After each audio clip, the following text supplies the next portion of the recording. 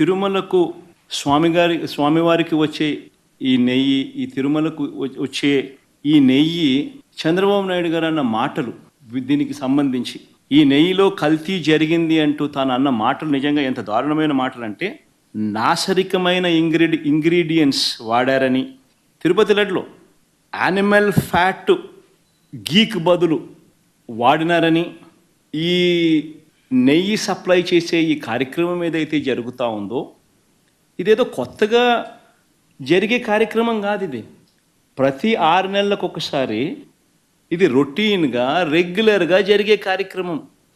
తిరుమల తిరుపతికి సంబంధించిన వెంకటేశ్వర స్వామికి సంబంధించిన లడ్డు అనేది ఎంత ప్రసిద్ధికాంచిన లడ్డు అంటే, దానికి సంబంధించిన లడ్డు తయారీలో వాడే ఈ నెయ్యి కానీ, వాడే ఇంగ్రీడియంట్స్ కానీ ఇవన్నీ కూడా దశాబ్దాలుగా జరుగుతూ ఉన్నాయి. ఇవన్నీ ప్రొక్యూర్మెంట్ ప్రాసెస్ అనేది ఇదేం కొత్తగా ఎవడు వచ్చి చేసేది ఏమీ లేదు, ఎవడు కొత్తగా దాంట్లో ఏలు పెట్టేది లేదు.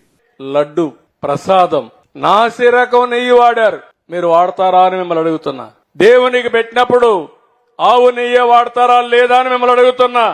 అలాంటిది 320 రూపాయలకు నెయ్యి వస్తుందని, నాసి రకం, వెజిటబుల్ ఫ్యాట్ అని, ఎనిమల్ ఫ్యాట్ అని, అలాంటివన్నీ దాన్ని కల్తీ నెయ్యి తీసుకొచ్చి దేవుడికి నైవేద్యం పెట్టే పరిస్థితికి వచ్చారు.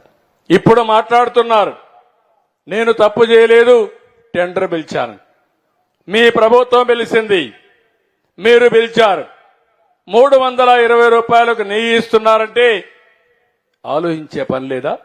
500 రూపాయలు ఉంది, ఆవు నెయ్యికి 500 రూపాయలు కనీసం ఉంది.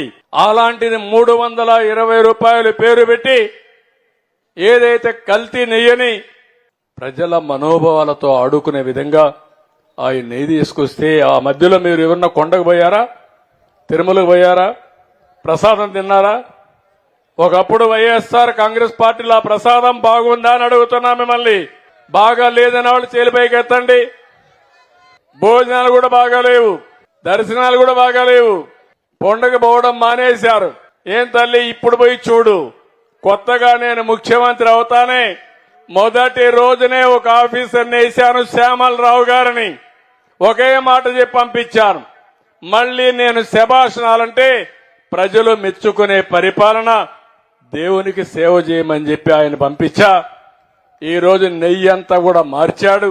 ఏదైతే కర్ణాటక ఫెడరేషన్ నందిని ఉందో ఆ నందిని నెయ్యి కొన్నాడు. ఇప్పుడు ప్రసాదం తిన్నారా అని మిమ్మల్ని అడుగుతున్నా. తిన్నారా ప్రసాదం? అప్పటికిప్పుడు బాగుందా లేదా అని అడుగుతున్నా మిమ్మల్ని. బాగుందంటే చేలిపైకెత్తండి. ఇది సైకో, నువ్వు చెప్పే మాటలకు వ్యత్యాసం. ప్రజలు అడుగుతున్నారు ఇప్పుడు మా మనోభావాలు దెబ్బతీశారని. మనోభావాలు దెబ్బతీసినప్పుడు నాసిరకం నెయ్యి తీసుకొచ్చి, కల్తీ నెయ్యి తీసుకొచ్చి ఇష్టానుసారంగా చేసి క్షమించడాన్ని నేరం చేస్తే వదిలిపెట్టాలని మిమ్మల్ని అడుగుతున్నా.